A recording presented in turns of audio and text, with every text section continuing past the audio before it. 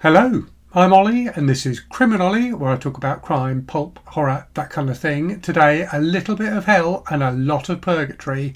Here's my review of Survivor by JF Gonzalez.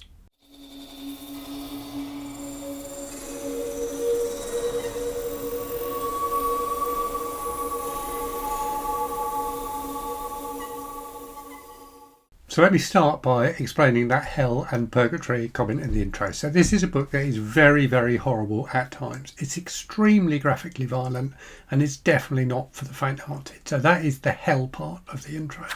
The purgatory part is a lot of the rest of this book is really boring and quite a slog to get through.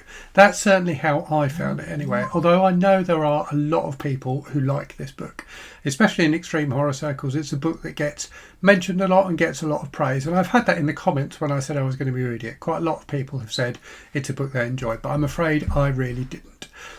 So it's a book that came out in 2004 and it is structured like a thriller, and I think that may be one of the reasons why it has a lot of fans. A lot of extreme horror, in terms of the books I've read anyway, tend to be kind of almost plotless. They have a storyline but they don't really have a traditional plot. They tend to focus much more on the horror, and the story, such as it is to help the reader get from one scene of horror to the next. Survivor has a more traditional plot and it feels a lot like a thriller at times. In fact, I can imagine a different version of this book that had all of the really extreme violence cut out of it, marketed as a kind of standard thriller that you might see in regular bookstores, the kind of thing that's quite popular at the moment. It's got that kind of propulsive plot that sucks you in and pulls you along to an extent. It certainly sucked me in at first, but the more I read of it, the less I liked it. The other thing that I think might be partly to do with its appeal to people is it's one of those books that includes quite a lot of information. As I said, it came out in 2004, and when I think of books that include a lot of information, the one my brain immediately goes to is The Da Vinci Code by Dan Brown, which came out the year before in 2003. So that is a book that has loads of kind of interesting nuggets of information that the reader kind of gets pulled into and starts wondering about as they are reading the book. And Survivor does the same thing. So the subject matter of Survivor is snuff movies. It's about a woman who gets unwittingly, clearly, pulled into being in a snuff movie. And there is a lot of investigation and discussion of snuff movies, whether they are a real thing or not, in this book. So there are kind of almost whole sections of the book that are discussing that rather than moving the plot along. So that may be something that some people find interesting. Personally, I find it tends to bog a book down a little bit, and I certainly think it did that in the case of Survivor.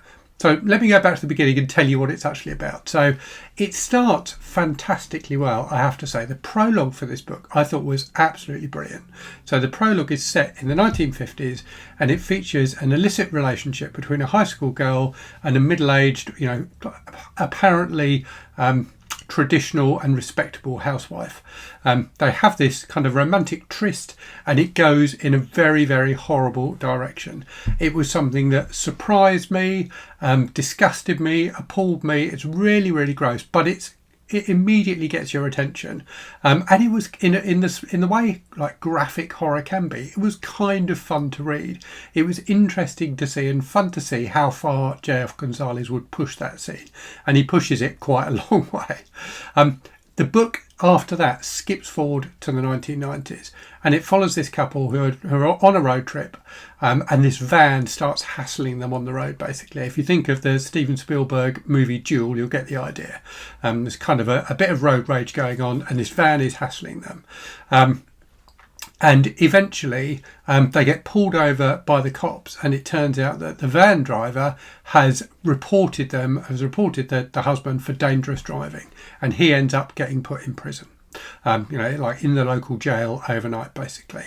And that's where the real plot kicks in that the wife, and this is like a minor spoiler, but only minor, the wife then gets kidnapped and is taken to this house in the middle of nowhere, and that's where the snuff movie part of the plot kicks in. So I won't spoil any more of it than that, but there are some quite interesting twists and turns along the way, both in that first section but after that as well. So JF Gonzalez definitely put some some effort into making a kind of thriller style plot that pulls everything together and keeps you wanting to turn the pages. The problem with the book, I think, is twofold. The first one is that it is very much a book that is about telling rather than showing. The scenes of horror, for example, after that one at the beginning, which I thought was really well done, the scenes of horror you tend not to really see. You tend to get characters reflecting upon them afterwards. So the actual murders quite often aren't carried out on the page at all. You get people reflecting on them, thinking about them, describing them afterwards, rather than actually seeing them. And the bigger problem with the book, so that is, I think, a problem. And as I've said, there's also this tendency within the book to like download big bits of information to you about the subject matter, about snuff movies, which just gets a bit overwhelming at times. You kind of feel like you're reading a magazine article rather than a novel. The other problem then is that there is a load of dialogue in this book, and dialogue in thrillers, in crime novels, can be really effective. You think of that kind of punchy to and fro style dialogue that you often get in crime novels. I absolutely love that. The dialogue in this book is basically just monologues. You get characters giving really long pieces of dialogue that last for pages, where they are just telling you stuff. And they tell you it in quite a boring and unconvincing way. They don't speak like real people. And you just feel like you're being lectured by the characters in the book. It makes it all feel far less engaging and far less believable as well. I think this book would have been much better if it had been slimmed down a bit, had a lot of that dialogue taken out, and had focused more on the actual scenes of horror and the plot, which are, two things that are reasonably strong in the book. The other problem it has, aside from all of the telling and the appalling dialogue, is that the characters really aren't that engaging or likeable.